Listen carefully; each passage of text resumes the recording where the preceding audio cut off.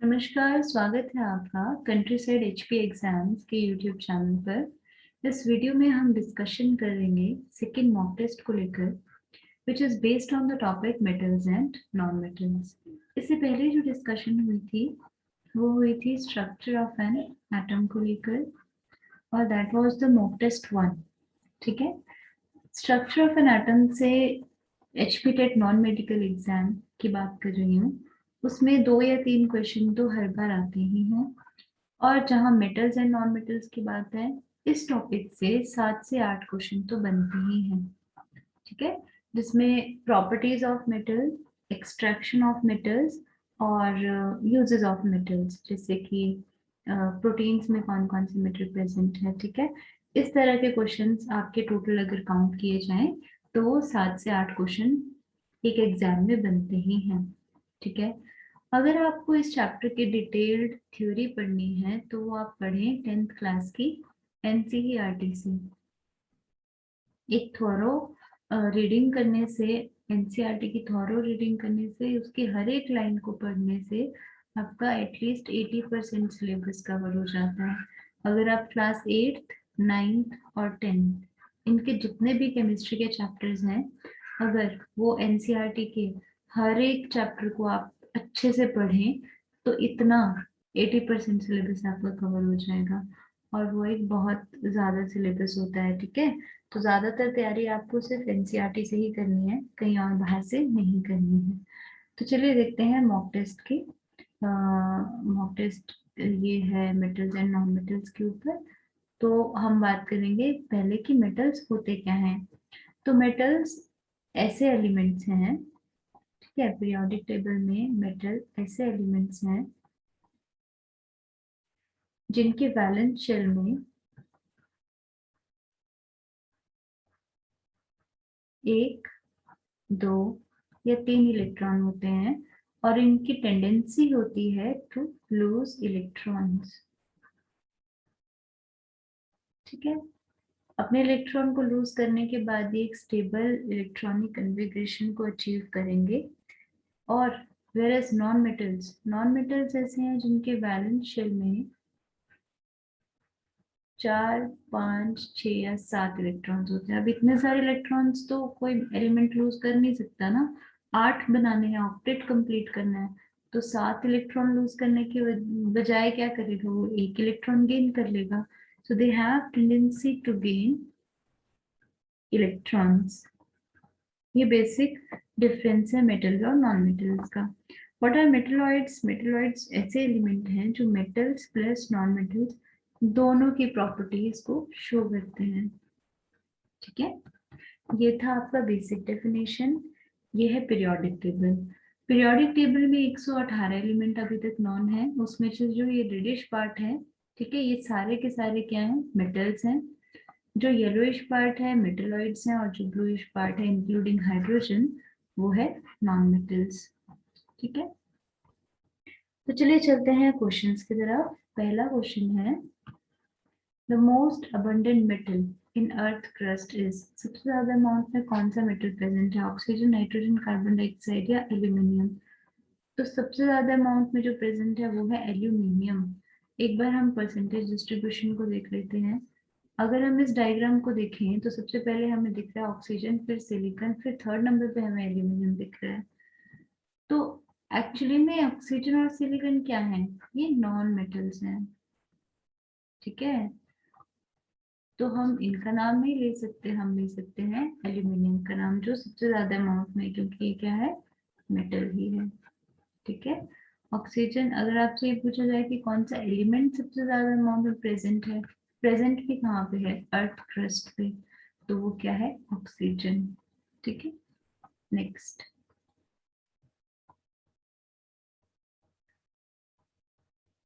Metal having low melting point.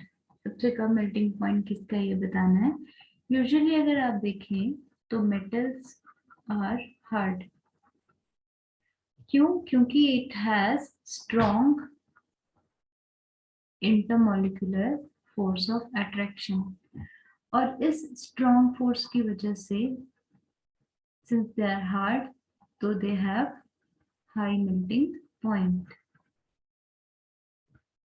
Exception है, exception है, क्या है एक्सेप्शन? वो है अल्कली मेटल्स का। अल्कली मेटल्स जनरली क्या होते हैं, सॉफ्ट होते हैं और इनका लो मेल्टिंग पॉइंट होता है क्योंकि इनमें वीक इंटरमॉलिक्यूलर फोर्सेस होते हैं, तो इसीलिए इनका लो मेल्टिंग पॉइंट होता है। एक और एक्सेप्शन है इसमें, वो है मर्क्यूरी की, जो कि लिक्विड होता है रूम टेम्परेचर पे। ये एक मेटल है और ये क्या है, लिक्विड। तो इस ऑप्शन में जो आपको दिए हैं वो है सोडियम, एल्यूमिनियम, गोल्ड और कैल्शियम। तो एल्कली मेटल इन चारों में से कौन सा है, वो है सोडियम। ठीक है, now next, which of the following metal is both malleable and ductile? malleable और ductile कौन से नेचर है? ये दोनों ही प्रॉपर्टीज हैं मेटल की। अकॉर्डिंग टू malleability, मेटल्स को अगर हम हैमर से बीट करें, ठीक है, तो वो टूटेगा नहीं, मतलब वो थिन शीट्स में कन्वर्ट हो जाएगा। ठीक है, अगर आप उसको तोड़ने की कोशिश करोगे वो टूटेगा नहीं, वो थिन शीट्स में कन्वर्ट हो जाएगा। इस प्रॉपर्टी ऑफ मेटल को कहते हैं मैलिएबिलिटी। और डक्टिलिटी क्या है? डक्टिलिटी होती है कि अगर आप मेटल को स्ट्रेच करें तो वो ब्रेक नहीं करेगा, वो थिन वायर में कन्वर्ट हो जाएगा, पतली पतली लंबी लंबी वायर्स में। ठीक है, जितना खींचोगे उतना खींचता चला जाएगा। जैसे कि अगर आप 1 ग्राम गोल्ड लेते हो, सिर्फ 1 ग्राम, तो आप उसको 2 किलोमीटर तक स्ट्रेच कर सकते हो, इतना ज्यादा डक्टाइल होता है गोल्ड। गोल्ड की बात कर रही हूँ। ठीक, तो ये दोनों ही प्रॉपर्टीज किसकी हैं, मेटल की हैं। जैसे कि एल्यूमिनियम फॉयल, एल्यूमिनियम फॉयल आप तो जानते ही होंगे, तो वो मेटल की कौन सी प्रॉपर्टी, वो है मैलिएबिलिटी। डक्टिलिटी में जैसे silver wire, copper wire, platinum wire, ठीक है, ये जितने भी वायर्स हैं ये क्यों है, क्योंकि उनकी डक्टिलिटी बहुत अच्छी होती है मेटल्स की। तो आपको ऑप्शन दिए हैं, बताना है कौन से दोनों मैलिएबल और डक्टाइल कौन से हैं, सोडियम, पोटाशियम और एल्यूमिनियम। तो इसका सही answer option number C, aluminium. Potassium और सोडियम क्यों नहीं है, क्योंकि मैंने पीछे बताया ये क्या है, ये सॉफ्ट मेटल्स हैं, तो इनको ना थिन शीट्स में कन्वर्ट करना या थिन वायर्स में कन्वर्ट करना हो ही नहीं पाएगा, वैसे ये बहुत सॉफ्ट होते हैं। ठीक है, तो we can not convert them into wires and sheets. Next, a metal which is so soft that it can be cut with a knife। Generally जो अल्कली मेटल्स हैं, जैसे कि पहले भी बताया, वो सारे के सारे सॉफ्ट मेटल्स हैं और उनको नाइफ से कट कर सकते हैं। और जो सबसे ज्यादा यूजुअली जो आपसे क्वेश्चन पूछा जाता है वो पूछा जाता है सोडियम और पोटेशियम के बारे में। ये दो मेटल्स ऐसे हैं कि इनको आराम से हम कट कर सकते हैं नाइफ के साथ। ठीक है, तो इनमें से कौन सा ऑप्शन है, option number D, sodium. Next, metal which is best conductor of heat and electricity. Usually सारे ही मेटल्स क्या हैं, गुड कंडक्टर्स हैं, हीट और इलेक्ट्रिसिटी दोनों के।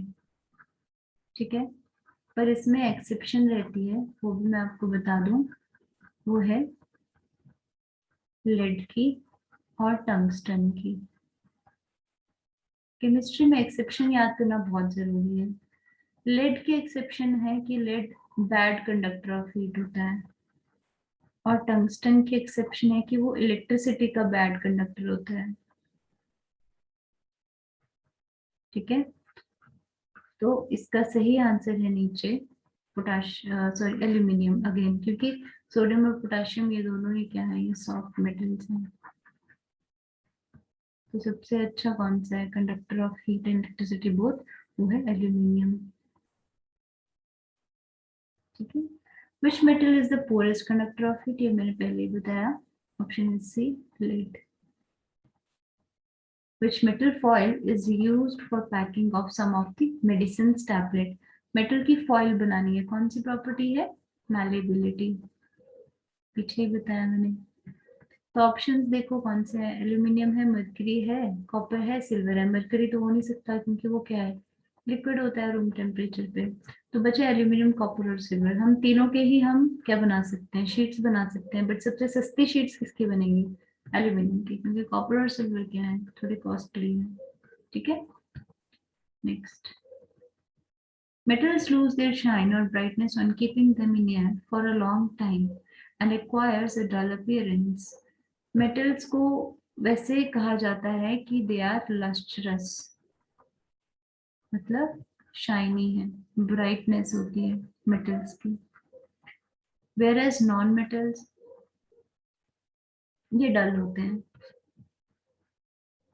ठीक है, अच्छा, मेटल्स में अगर शाइनी, मतलब ऑलमोस्ट सारे ही मेटल शाइनी होते हैं, इसमें भी एक्सेप्शन है। साथ साथ मैं आपको मेटल्स और नॉन मेटल्स की प्रॉपर्टीज विद एक्सेप्शन बता रही हूँ। ठीक है, अच्छा, लस्ट्रस मेटल्स के एक्सेप्शन में आता है लेड। लेड इज डल। ठीक है, और नॉन मेटल के एक्सेप्शन में आता है डायमंड। It is exception. ठीक है, एक्सेप्शन है, बहुत ज्यादा ब्राइट होता है ना डायमंड, बट वो क्या है, कार्बन कैलोट्रॉप है, और कार्बन क्या है, नॉन मेटल। क्वेश्चन में आपसे पूछा गया है कि अगर हम मेटल को काफी देर तक अगर हम बाहर रखते हैं तो वो अपनी चमक को क्यों खो देता है, क्योंकि उसमें फॉर्मेशन हो जाती है ऑक्साइड्स की, किसी केस में सल्फाइड्स की और किसी केस में कार्बोनेट्स की। अगर कोई मेटल ऑक्साइड सल्फाइड या कार्बोनेट बनाता है तो उसकी चमक जो है वो खत्म हो जाएगी। ठीक है, तो इसका आंसर है both of the above. Next, mercury is liquid at room temperature, it is a metal. Okay, which property of metals makes them suitable for making bells and rings? Ductility, malleability, thermal conductivity और sonority? इसका सही answer option number B, sonority. Sonority या sonorous का मतलब होता है कि अगर आप किसी मेटल या किसी भी चीज को अगर आप थोड़ा सा बीट करें या ऐसे छोटा सा हाँ बीट ही करें तो उससे साउंड आएगा हल्का सा। ठीक है, तो मेटल्स में यूजुअली साउंड आता है, metals are sonorous. Whereas non metals को अगर आप बीट करेंगे तो कोई साउंड नहीं आएगा, तो non metals are not sonorous. तो ये सोनोरिटी ही एक प्रॉपर्टी है जिसकी वजह से हम उसको यूज करते हैं, किसको, मेटल्स को, बेल्स और स्ट्रिंग्स में। ठीक है, next. The metal which is yellow in color and is used for making ornaments, silver, copper, gold या mercury? It is gold. ठीक है, The luster appearance of metal, मैंने पीछे बताया कि मेटल लस्ट्रस होते हैं। वो क्यों होते हैं, क्योंकि मेटल्स के पास फ्री इलेक्ट्रॉन्स है। ये कहाँ से आते हैं, फ्री इलेक्ट्रॉन्स तो होंगे ही, क्योंकि मेटल की टेंडेंसी के इलेक्ट्रॉन्स को लूज करना, तो इनके पास फ्री इलेक्ट्रॉन का पिटारा हमेशा रहता ही है, और इन्हीं इलेक्ट्रॉन्स की वजह से लस्ट्रस अपीयरेंस होती है। So the right answer is option number D, presence of free electrons. Potassium and sodium are stored in kerosene oil. Why? Potassium या सोडियम को अगर आप हवा में रखते हैं तो हवा में जो वाटर वेपर्स हैं उसके साथ रिएक्ट कर जाते हैं और बना देते हैं इनके हाइड्रोक्साइड, और रिलीज होता है hydrogen gas. This reaction is very exothermic. बहुत सी हीट लिबरेट होती है इस रिएक्शन में, और इतनी हीट लिबरेट होने के कारण ये रिएक्शन वायलेंट होता है। साथ में अगर ऑक्सीजन भी प्रेजेंट हो तो ऑक्सीजन किसका काम करती है, कंबशन का। सोडियम हाइड्रोक्साइड बर्न होगा और भी ज्यादा वायलेंट हो जाएगा रिएक्शन। ठीक है, तो इसको हम पानी या हवा या ऑक्सीजन के प्रेजेंस से बचाते हैं, इसीलिए हम इसको केरोसिन ऑयल में रखते हैं, क्योंकि रिएक्शन बहुत ज्यादा वायलेंट है इसीलिए। तो इसका सही आंसर है option number A, to prevent the reaction with O2, moisture और CO2 of air. Next, aqua regia is a mixture of nitric acid, hydrochloric acid, 1:4 sulfuric or nitric acid, 1:3 nitric acid and sulfuric acid. None of the above. सही answer option number A, it is the mixture of nitric acid and hydrochloric acid. In 1:3 ratio. First part है nitric acid का और 3 part होंगे hydrochloric acid के। Next, what happens when non metals react with oxygen. Non metal अगर auto के साथ react करें तो वो बनाते हैं acidic oxides, for example carbon. ठीक है, वेयरएज मेटल्स अगर आपके ऑक्साइड के ऑक्सीजन के साथ रिएक्ट करें तो ये बनाते हैं बेसिक ऑक्साइड्स। इस क्वेश्चन का सही answer option number B, acidic oxides. The rocky and siliceous matter associated with an ore is called। कौन सा ऐसा पार्ट होता है जो रॉकी होता है, दैट इज मैट्रिक्स और गैंग। ठीक है, जिससे आप मेटल एक्सट्रैक्ट कर सकते हो मिनरल के जिस पार्ट से, उसको कहते हैं ओर। और मिनरल की जिस पार्ट, जो पार्ट यूजलेस होता है, मतलब जिससे मेटल आप एक्सट्रैक्ट नहीं कर सकते, and that part is Rocky and siliceous, उसको कहते हैं गैंग और matrix. The alkali metal which acts as a nutrient for plants is sodium, potassium, lithium, rubidium। याद रखना है, ये है पोटाशियम। पोटाशियम एक ऐसा मेटल है जो प्लांट्स में बहुत यूजफुल होता है, उनके न्यूट्रिएंट्स में काम आता है। ये इतना अच्छा न्यूट्रिएंट है कि इसको ऑलमोस्ट हम कहते हैं मैक्रो न्यूट्रिएंट। ठीक है, मैक्रो न्यूट्रिएंट कौन है प्लांट्स के, जैसे कार्बोहाइड्रेट्स, प्रोटीन्स। तो पोटाशियम भी एक तरह का मैक्रो न्यूट्रिएंट ही कहा जा सकता है। Next, the metallic structure exhibited by metals is explained by, पहले ही बताया मैंने, free electrons। Out of the first and second ionization potential of sodium and magnesium, which of the following is correct? What is ionization potential? Ionization potential वो होता है ऐसा potential जिसपे आप किसी भी एटम के बाहर के इलेक्ट्रॉन की, दैट इज वैलेंस इलेक्ट्रॉन को रिमूव कर सके। उसको एनर्जी देनी पड़ेगी ना थोड़ी इलेक्ट्रॉन को रिमूव करने के लिए। तो ऐसी energy, the minimum energy required to remove an electron from its valence shell is called as ionisation energy.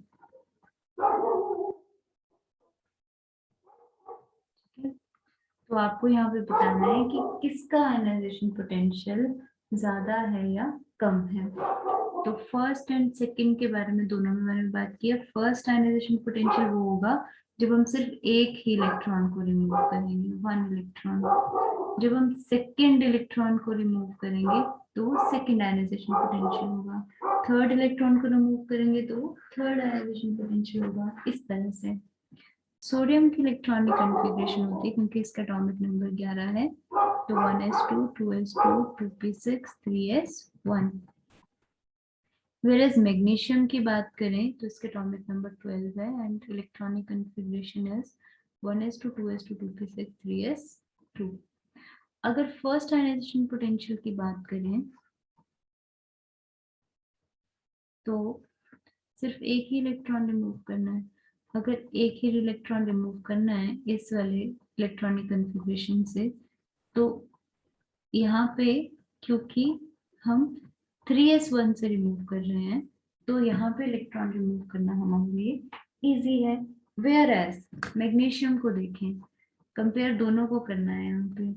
तो मैग्नीशियम में अगर हम आउटर मोस्ट इलेक्ट्रॉन रिमूव करेंगे तो यहाँ पे क्योंकि s सबशेल फील्ड है, यहाँ पे हाफ है, तो यहाँ पे हमें ज्यादा एनर्जी लगेगी। फील्ड में, फील्ड अगर सबशेल है तो वहां पे ज्यादा एनर्जी ही लगेगी ना, क्योंकि वो स्टेबल है थोड़ा बहुत, इससे तो स्टेबल ही है। तो आयनाइजेशन पोटेंशियल फर्स्ट मैग्नीशियम का ज्यादा होगा सोडियम से। ठीक है, नाउ सेकेंड आयनाइजेशन पोटेंशियल की बात करें तो आपको फर्दर इलेक्ट्रॉन रिमूव करना है। अब आप फुली फिल्ड, शेल भी फुली फिल्ड है और सब शेल भी फुली फिल्ड है, तो आपको फुली फिल्ड से रिमूव करना है, जो कि थोड़ा मुश्किल है कंपेयर्ड जब आपको हाफ फिल्ड से रिमूव करना है। ठीक है, तो सेकेंड आयनाइजेशन पोटेंशियल सोडियम का ज्यादा होगा मैग्नीशियम से। तो इसका सही आंसर है ऑप्शन नंबर बी, क्योंकि फर्स्ट तो ये गलत है, सोडियम का ज्यादा नहीं है ना, मैग्नीशियम का ज्यादा था। तो सही क्या है, second ionisation potential of sodium is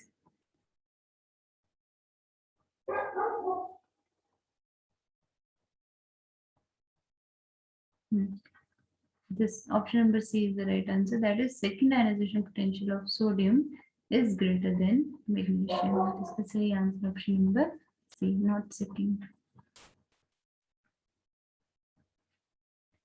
ठीक, next. The decreasing order of reducing power of elements sodium, potassium, rubidium and cesium. What is reducing power?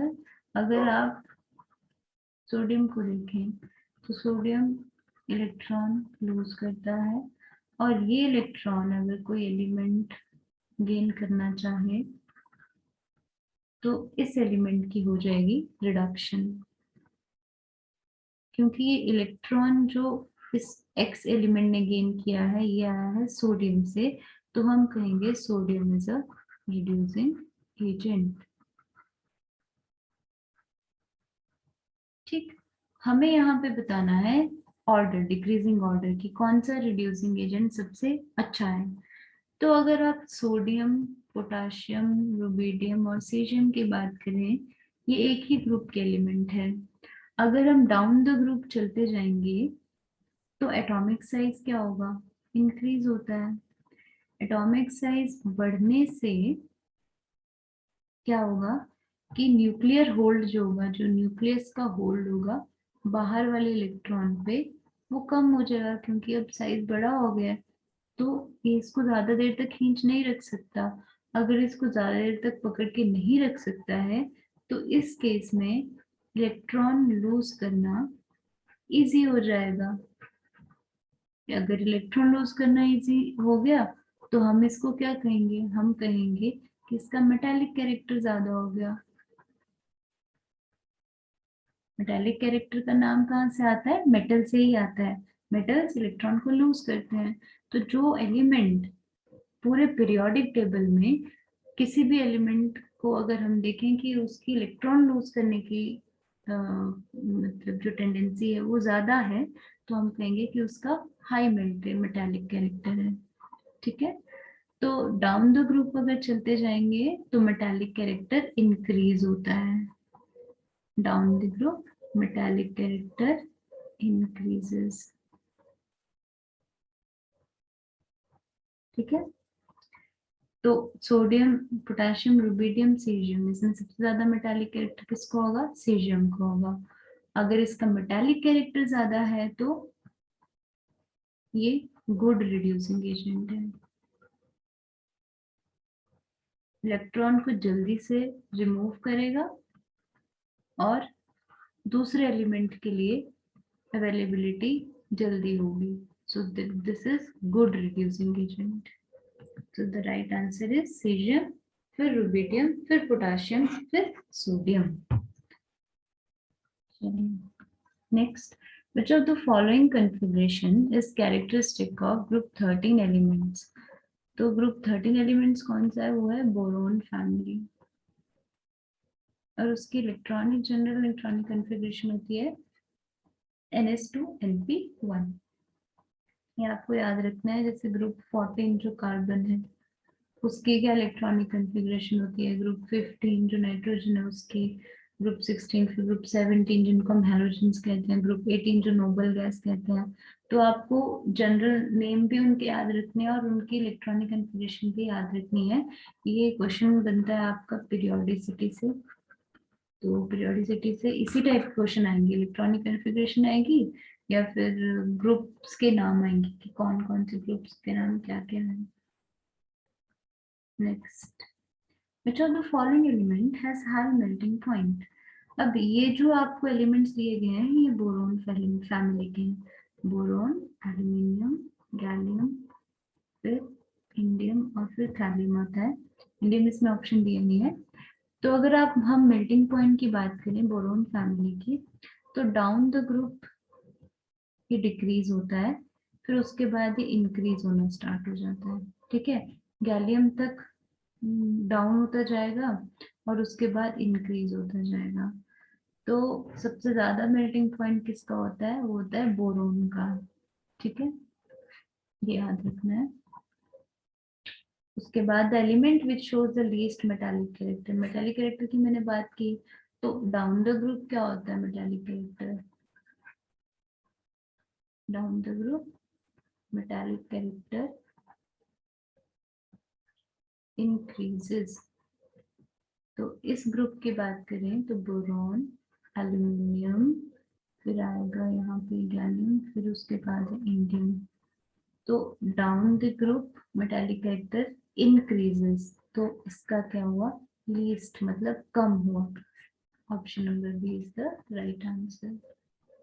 For the process this the electron is to be remove from, पहले इससे electronic configuration लिखते हैं।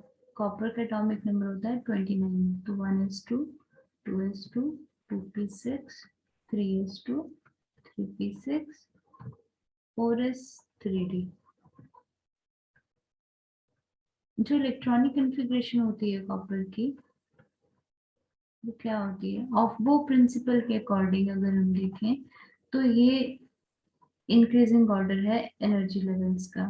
और सबसे पहले जो energy level आता है उसको कंप्लीटली फिल करते हैं, फिर उसके बाद चलते हैं, फिर उसको फिल करते हैं, फिर उसके बाद नेक्स्ट, फिर नेक्स्ट, फिर नेक्स्ट, फिर नेक्स्ट, फिर नेक्स्ट। तो कॉपर के केस में एक्सेप्शन है कि इसमें हाफ शेल में ही फिल करते हैं और इसको फुली शेल बना देते हैं, सब शेल बना देते हैं। 4s1 3d10। ये ऐसे नहीं होता। क्यों नहीं होता? क्योंकि अगर आप यहाँ पे देखें इस इलेक्ट्रॉनिक कन्फिग्रेशन में, तो डी सब शेल फुली फिल्ड है और S sub shell half filled है।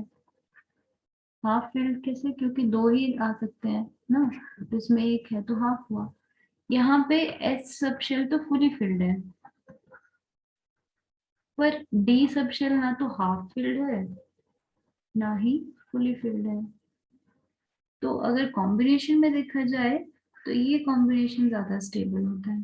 ठीक है, इसीलिए कॉपर की इलेक्ट्रॉनिक कन्फिग्रेशन एक एक्सेप्शन है, जिसमें पहले वाले ऑर्बिटल को फुली फिल ना करके हम डी ऑर्बिटल को फुली फिल करना ज्यादा पसंद करेंगे। ठीक है, so this is the electronic implication of copper। तो इलेक्ट्रॉन जो हमारा इजीली रिमूवल होगा वो कौन से शेल से होगा? 4s सब शेल से, एक ही इलेक्ट्रॉन है। ठीक, so 4s sub shell. Paramagnetism is the property of, paramagnetism होता है अनपेयर्ड इलेक्ट्रॉन की वजह से। अगर आपको डायामैग्नेटिक पूछा जाए तो वो होता है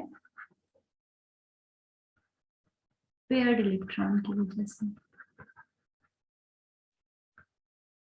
next, the most electronegative element of the following is, ये जो ऑप्शन है वो दिए हैं हैलोजन फैमिली में से, that is fluorine, chlorine, bromine, iodine, so on. ये इस तरह से आपको दिया है। तो आपको पता है कि down the group electronegativity decreases, तो fluorine is the most electronegative element. वैसे भी पीरियोडिक टेबल में सबसे ज्यादा इलेक्ट्रोनेगेटिविटी फ्लोरीन की ही है। एक और चीज यहाँ पे देखें कि अगर आपको इलेक्ट्रॉन गेन एंथैल्पी पूछी जाए तो वो होती है क्लोरीन की सबसे ज्यादा। ठीक है, क्योंकि फ्लोरीन का साइज छोटा है क्लोरीन से। और गेन एंथैल्पी का मतलब है, अगर इलेक्ट्रोनेगेटिव का मतलब है कि अट्रैक्ट कितना कर रहा है वो इलेक्ट्रॉन को। फ्लोरीन का साइज छोटा होने की वजह से ये इलेक्ट्रॉन को गेन करने में थोड़ा सा ढीला पड़ जाता है, मतलब एकोमोडेट करना है, अब इलेक्ट्रॉन को अपने अंदर रखना है। ठीक है, और जबकि क्लोरीन का साइज बड़ा है तो वो इजीली एकोमोडेट कर सकता है इलेक्ट्रॉन को।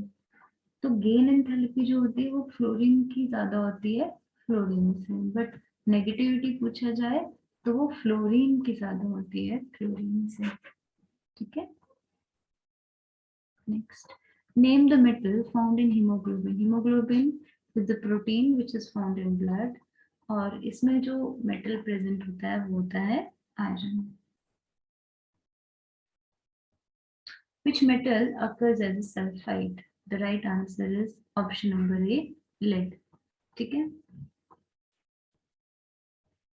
Ore of iron, ये तो पता ही है, that is hematite. Bauxite किसका है? वो है एल्यूमिनियम का. जिंक प्लेंट जिंक का. कैल्कोसाइट है हेलोजन का. ठीक है. तो ओर ऑफ आयरन क्या है? वो है hematite. Next. Which oil is used in froth flotation? Froth flotation process है आपका concentration of ore का. और concentration of ore एक टॉपिक है मेटलर्जी का. ठीक है. ऑलराइट. तो फ्रोथ फ्लोटेशन में जो ऑयल यूज करते हैं हम, वो करते हैं पाइन ऑयल. ठीक. तो इसी के साथ ये वीडियो खत्म होती है. नेक्स्ट वीडियो में डिस्कशन करेंगे, मॉक टेस्ट के ही करेंगे, that is the third mock test. और वो मिक्स्ड क्वेश्चंस होंगे, मतलब किसी टॉपिक के ऊपर नहीं होंगे, जस्ट मिक्स्ड होंगे, जो कि इम्पोर्टेंट है आपके टेट नॉन मेडिकल एग्जाम के हिसाब से. ठीक है. Alright, thank you.